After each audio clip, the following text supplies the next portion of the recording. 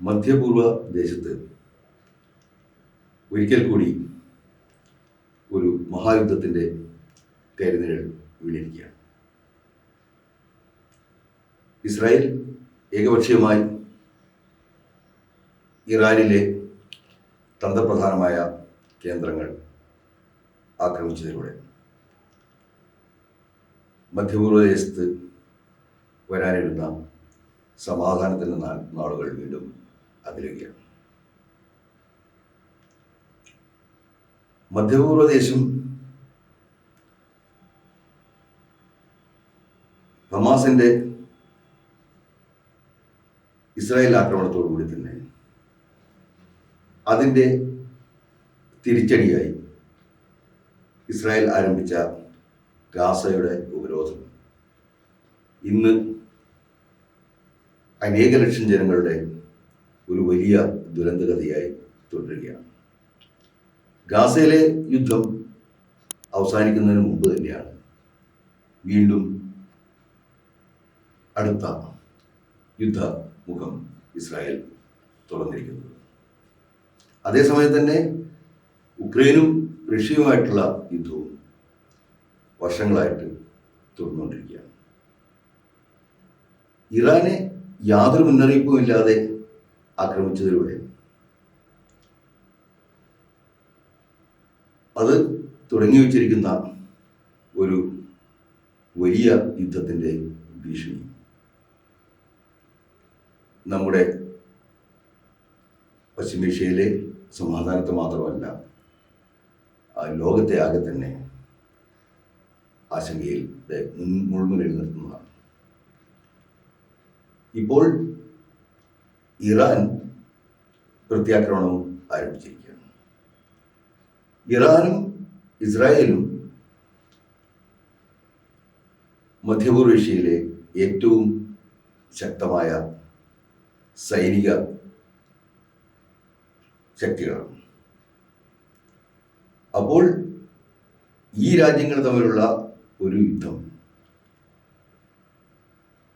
ഇസ്രായേലാകട്ടെ ഒരു ആണവശക്തിയാണ്, ഇറാൻ ആണവശക്തിയാണോ അല്ലയോ എന്ന് നമുക്ക് ഇപ്പോൾ പറയാൻ പറ്റില്ല. ഇറാനും ആണവായുധങ്ങൾ നിർമ്മിച്ചിട്ടുണ്ടോ എന്ന് നമുക്ക് കൃത്യമായിട്ട് പറയാൻ സാധിക്കില്ല. അങ്ങനെ വരുമ്പോൾ ഈ യുദ്ധം ഈ രണ്ട് രാജ്യങ്ങൾക്ക് മാത്രമല്ല ആ മേഖലയെ ഒന്നാകെ ബാധിക്കുന്നതാണ്. വലിയ പ്രത്യാഘാതങ്ങളാണ് ഈ യുദ്ധം വരുത്തിവെക്കാൻ പോകുന്നത്. ഒരു ദിവസം 21 ലക്ഷം ബാരൽ ക്രൂഡ് ഓയിൽ കയറ്റിയെടുക്കുന്ന രാജ്യമാണ് ഇറാൻ. അതുപോലെ തന്നെ ഗൾഫ് മേഖലയിൽ നിന്നാണ് ലോകത്തേക്ക് ആവശ്യമായിട്ടുള്ള ക്രൂഡ് ഓയിൽ മുഴുവനായിട്ടും വരുന്നത്. അപ്പോൾ ഈ യുദ്ധം ലോകത്ത് വലിയ തോതിൽ എണ്ണവില ഉയരാൻ ഇടയാവുന്നത് മാത്രമല്ല, എണ്ണ നീക്കത്തിൽ ഹോർമൂസ് കടലിടുക്കിലൂടെ ഉള്ള എണ്ണ നീക്കത്തിൽ വലിയ പ്രതിസന്ധി രൂപപ്പെട്ടാൽ അത് വലിയ ഇന്ധനക്ഷാമവും സൃഷ്ടിക്കും. ഈ യുദ്ധങ്ങളെല്ലാം തന്നെ മനുഷ്യരാശിയോട് ചെയ്യുന്ന വലിയ പാതകങ്ങളാണ്. കാരണം മനുഷ്യരാശിയുടെ റിസോഴ്സുകൾ, പ്രകൃതിയിൽ നിന്നും മറ്റുള്ള റിസോഴ്സുകൾ എല്ലാം അവസാനിച്ചുകൊണ്ടിരിക്കുന്ന ഒരു കാലഘട്ടത്തിലാണ് നമ്മൾ ജീവിക്കുന്നത്.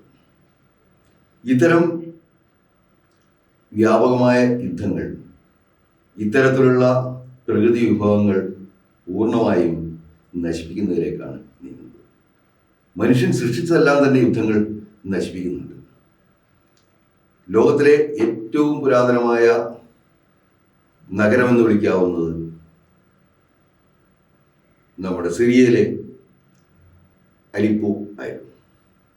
ചരിത്രാതീത കാലം മുതൽ ഒരു നഗര സംസ്കാരം രൂപപ്പെട്ടു വന്നിട്ടുള്ള പ്രദേശം. ചരിത്രാതീത കാലം മുതലുള്ള ചരിത്രത്തിൻ്റെ ശേഷിപ്പുകൾ ഉണ്ടായിരുന്ന ഒരു പ്രദേശം. സിറിയയിലെ യുദ്ധം കഴിഞ്ഞതോടുകൂടി IS എന്ന ഭീകര സംഘടന സിറിയ കീഴടക്കാനുള്ള യുദ്ധം നടത്തിയപ്പോൾ അലിപ്പോ എന്ന നഗരം പൂർണ്ണമായും നശിച്ചു. അതുമാത്രമല്ല, യൂഫ്രട്ടീസിൻ്റെ തീരത്തുള്ള ചരിത്ര ശേഷിപ്പുകൾ എല്ലാം തന്നെ ഇല്ലാതെയായി.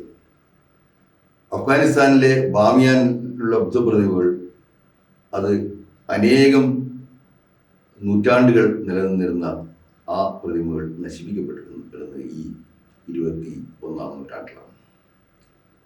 ഈ തരത്തിൽ യുദ്ധങ്ങൾ മനുഷ്യരാശിയുടെ സംസ്കാരത്തെയും സാംസ്കാരിക ചിഹ്നങ്ങളെയും പൂർണ്ണമായും ഇല്ലാതായിക്കൊണ്ടിരിക്കുകയാണ്. ഈ യുദ്ധങ്ങൾക്ക് പിറകിൽ യുദ്ധക്കൊതിയന്മാരായ സ്വന്തം അധികാരം നിലനിർത്താൻ വേണ്ടി മാത്രം യുദ്ധങ്ങളിലേക്ക് ഇറങ്ങിപ്പുറപ്പെടുന്ന ആളുകൾ, അവർക്ക് അവരുടെ അധികാരം നിലനിർത്താൻ വേണ്ടി ലോക പൈതൃകങ്ങളെല്ലാം നശിപ്പിക്കുന്നതിലോ ആളുകളെ കൊന്നുകൂട്ടുന്നതിലോ യാതൊരു മനസാക്ഷി കുത്തുമില്ല. ഇത്തരത്തിൽ ഈ യുദ്ധം ഇനി വളരുകയാണെന്നുണ്ടെങ്കിൽ അത് മധ്യപൂർവ്വ ദേശത്തിന് മാത്രമല്ല മാനവരാശിക്ക് തന്നെ വലിയ നഷ്ടങ്ങളുണ്ടാകും.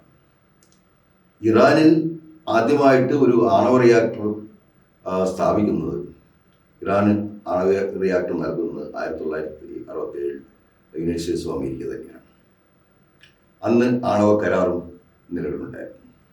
പിന്നീട് വന്ന വർഷങ്ങളിൽ ഇറാനിലെ ഭരണമാറ്റത്തെയും തുടർന്ന് ഇറാനും അമേരിക്കയും തമ്മിലുള്ള ബന്ധം മോശമാവുകയും പിന്നീട് ഈ ആണവ പദ്ധതികളുടെ പേരിൽ അമേരിക്ക ഇറാന് പല രീതിയിലുമുള്ള വിലക്കുകൾ സൃഷ്ടിക്കുകയുമാണ് ചെയ്തിട്ടുള്ളത്.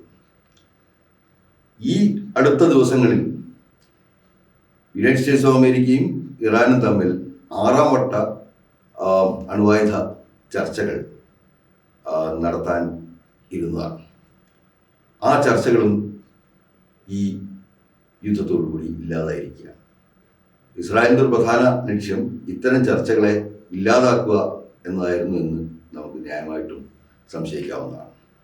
ആണവ കരാറിലെത്താനുള്ള ചർച്ചകൾ നടക്കാൻ ഇറാനും യുണൈറ്റഡ് സ്റ്റേറ്റ്സ് ഓഫ് അമേരിക്കയും തമ്മിൽ നടക്കാനിരിക്കുന്നതിൻ്റെ തൊട്ട് തലേ ദിവസമാണ് ഇസ്രായേൽ ഏകപക്ഷീയമായി ഇറാനിലേക്ക് ആക്രമണം തുടങ്ങി വെച്ചത്.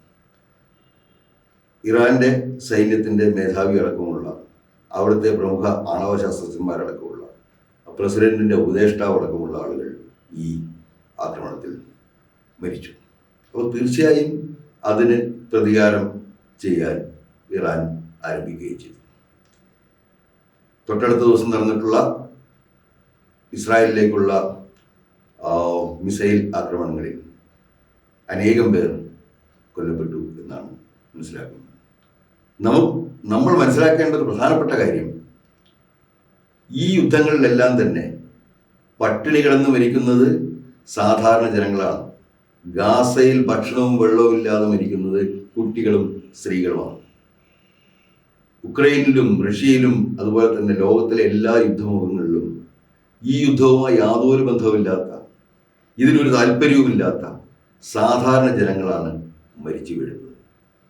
യുദ്ധം ആരംഭിക്കുന്ന ഭരണകൂടങ്ങൾ മനുഷ്യരോട് ചെയ്യുന്നത് ഒരിക്കലും പൊറുക്കാനാവാത്ത ക്രൂരതയാണ്. ഈ യുദ്ധങ്ങളുടെ പണം കൊണ്ട്, യുദ്ധങ്ങൾക്ക് ചിലവാക്കുന്ന ആയുധങ്ങൾക്ക് ചിലവാക്കുന്ന പണം കൊണ്ട് ഈ ലോകത്തിലെ ദാരിദ്ര്യം പൂർണ്ണമായും തുറച്ചു നിൽക്കാൻ കഴിയുമെന്ന് എത്രയോ തവണ ഉയർന്ന ബുദ്ധിയുള്ള ആളുകൾ പറഞ്ഞിട്ടുണ്ട്. പക്ഷേ അത് ഒരിക്കലും സാധ്യമാവുന്നില്ല. ഈ ആയുധ നിർമ്മാതാക്കളുടെയും യുദ്ധക്കൊതിയന്മാരുടെയും കയ്യിലാണ് ഇന്ന് ഭരണകൂടങ്ങൾ. അതാണ് നമ്മൾ കണ്ടുകൊണ്ടിരിക്കുന്നത്. ലോകത്ത് ഏറ്റവും ശ്രദ്ധയോടെ കൈകാര്യം ചെയ്ത് വളരെ കാലത്തേക്ക് ഉപയോഗിക്കേണ്ട ദ്രവ ഇന്ധനങ്ങൾ, അതുപോലെ തന്നെ മരുഭൂമിയായിക്കൊണ്ടിരിക്കുന്ന പ്രകൃതിയെ എങ്ങനെ സംരക്ഷിക്കാമെന്ന് ആലോചിക്കുന്നതിന് പകരം ഏറ്റവും വിനാശകരമായ ബോംബുകൾ വർഷിച്ചുകൊണ്ട് ഈ ഭൂമിയെ എത്രയും പെട്ടെന്ന് മരുഭൂമിയാക്കുന്ന ഈ യുദ്ധങ്ങൾ അവസാനിച്ചില്ലെങ്കിൽ മനുഷ്യരാശി അതിന് പ്രതീക്ഷിച്ചതിനേക്കാളും എത്രയോ നേരത്തെ തന്നെ ഭൂമുഖത്ത് തുടച്ചു നീക്കപ്പെടും. 20-ാം നൂറ്റാണ്ടിലെ 2 ലോകമഹായുദ്ധങ്ങൾ ലോക ജനതയുടെ 1/3 തുടച്ചു നീക്കിയിരുന്നു എന്ന കാര്യവും കൂടി ഈ തരുണത്തിൽ നമ്മൾ ആലോചിക്കേണ്ടതുണ്ട്. ലോകമഹായുദ്ധങ്ങളുടെ കെടുതിയിൽ നിന്ന് തിരിച്ച് ഒരു പുതിയ ലോകക്രമത്തിലേക്ക് വരാൻ സാധിച്ചത് 70കളിലും 80കളിലുമാണ്. എന്നാൽ ആ ലോകക്രമം വളരെ പെട്ടെന്ന് തന്നെ 90കളിൽ ഇല്ലാതാവുന്നതാണ് നമ്മൾ കണ്ടത്. വീണ്ടും ലോകമഹായുദ്ധ സാഹചര്യങ്ങളിലേക്ക് ലോകം വീണുപോയിരിക്കുന്നു.